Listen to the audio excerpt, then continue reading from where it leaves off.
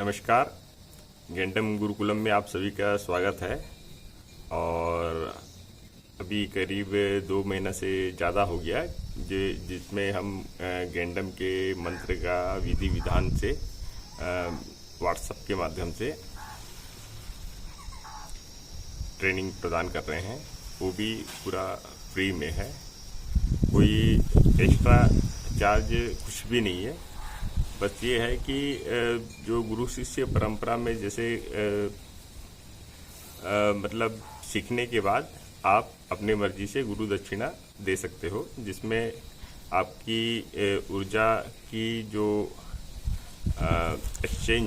ऊर्जा एक्सचेंज है वो प्रॉपर सही तरीके से कार्य करता है। ऐसे पुराने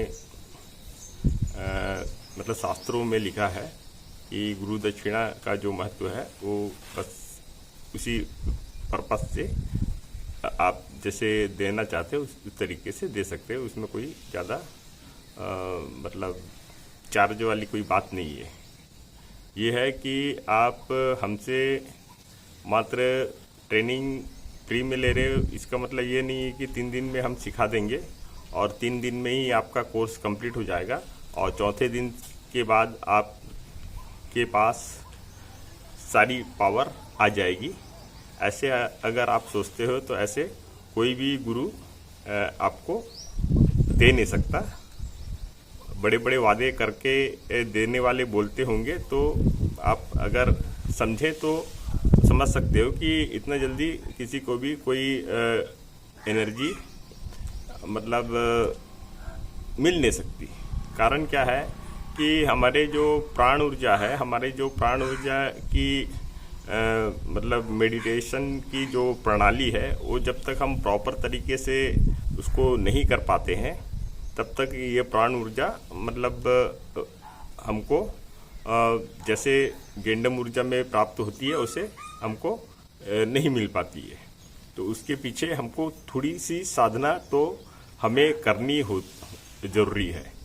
तो साधना का भी कोई मतलब बहुत पूजा पाठ वाला कोई विधि विधान नहीं है, इसलिए ये बहुत नॉर्मल है। जैसे चलते फिरते आप मतलब स्वर के बारे में आप जो हमारी विद्या से आपको समझ आ गया है, तो सवेरे सो के उठते ही बराबर आप चेक कीजिए कौन सा स्वर चल रहा है।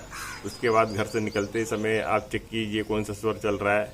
ऑफिस पहुंचते समय चेक कीजिए कौन सा स्वर चल रहा है और उसके अनुसार आप कार्य करना शुरू कीजिए। तो ये निरंतर अगर आप अपने स्वर पे चेक करते हैं, मतलब अपनी प्राण ऊर्जा को आप चेक करने लग जाते, मात्र चेक करने लग जाते हैं, वैसे ही वो हमारे लिए काम करना शुरू कर देती है। आज तक की ज़िंदगी में क्या हुआ है, हम अपने प्राण ऊर्जा की तरफ गए नहीं, हम अपने श्वास की तरफ गए नहीं है।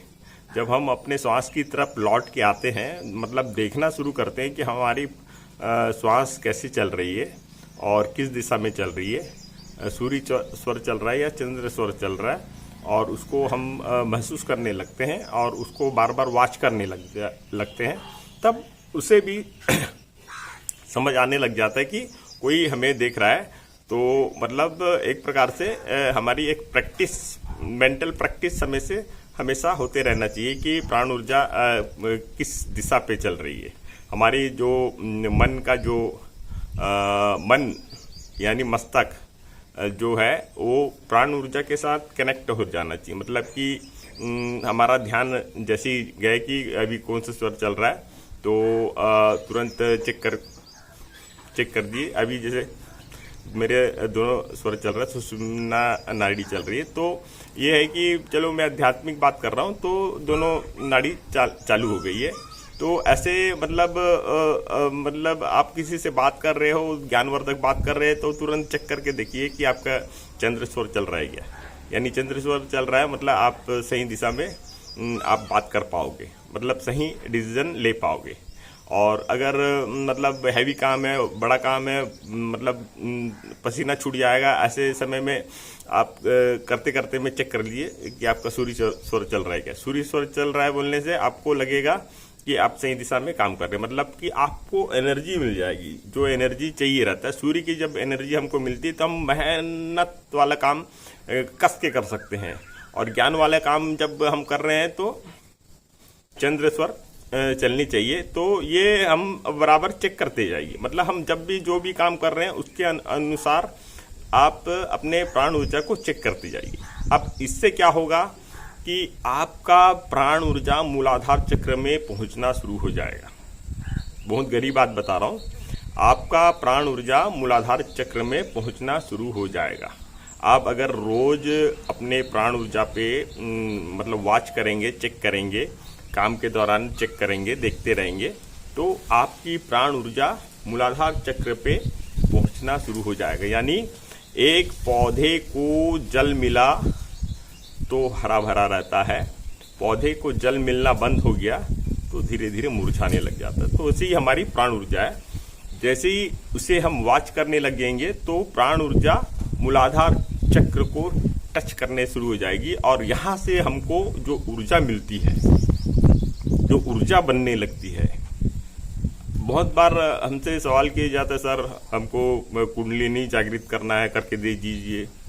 तो मैं बहुत बार उसको बहुत अलग तरीके से, मतलब बहुत लोग ऐसे हैं कि नहीं मेरे को तुरंत करके दीजिए, मैं और उसको ज़्यादा सीखना नहीं चाहता हूँ। तो मैं उनको एक ही सवाल बोलता हूँ, आप सवेरे नंगे पैर गार्डन में टहलिए, सूर्य की रोशनी का ग्रहण कीजिए, चंद्र की रोशनी ग्रहण कीजिए, वायु का जो फ्लो है उसे ग्रहण कीजिए, जल अच्छा से पीना शुरू कीजिए।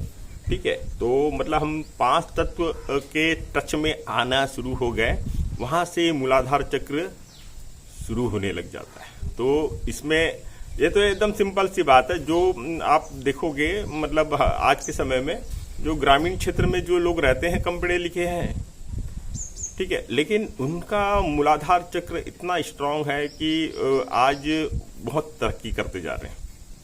शहरी क्षेत्र की तुलना में ग्रामीण क्षेत्र के लोग बहुत तरक्की करते जा रहे हैं। कारण उसका यह है कि उनका मूलाधार चक्र इतना स्ट्रांग है कि उनका जो डिसीजन पावर है वो धीरे धीरे बहुत ज़्यादा बिल्ड होते चले जा रहा है और मतलब सोचने समझने की शक्ति बहुत अच्छी होती जा रही है और व्यर्थ के जो खर्चे जो हम शहरी क्षेत्र के लोग करते हैं, ऐसे खर्चे उनके कम रहते हैं। और हम सोचते हैं कि गांव में रह रहे हैं क्या खर्चा करेंगे, इसलिए ऐसे नहीं। आजकल इंटरनेट का ज़माना है, फ़ोन पे में लोग खर्चा करना चाहिए तो खर्चा हज़ारों कर सकते हैं, लेकिन फिर भी उनका जीवन शैली प्राकृतिक रूप से स्ट्रांग है और हमारी जीवन शैली प्राकृतिक रूप से स्ट्रांग नहीं है।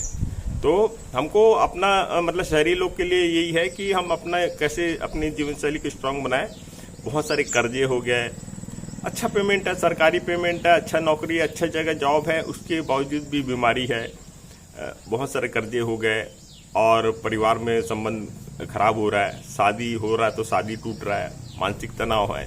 तो ये सारे तनाव को ख़त्म करने के लिए आप गैंडम की जो ऊर्जा है इसको धारण करने के लिए आज के लिए एक विधि बताया हूँ।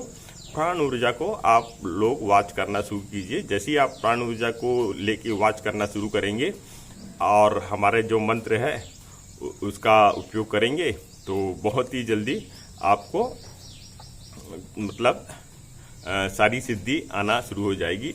और ये सब तुरंत नहीं मिलने वाला।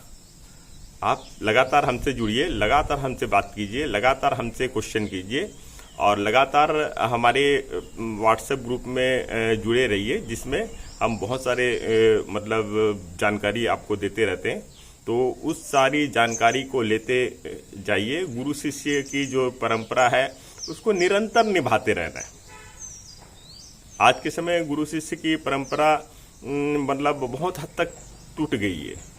हम एक क्लास अटेंड करते हैं, वहाँ सीख जाते हैं, उसके बाद हम मतलब काम करने लग जाते हैं। जो हमको सिखाया उसको हम भूल जाते हैं।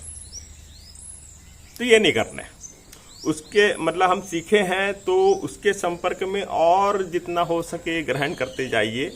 एक समय ऐसा आएगा गुरु आपसे पूछेगा कि भाई कैसे किया है करके।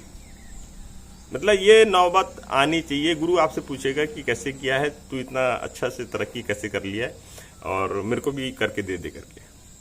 तो ये नौबत आनी चाहिए। ऐसे मैं बहुत सारे उदाहरण देखा हूँ जिसमें ये बात होती है। तो ज़्यादा से ज़्यादा आप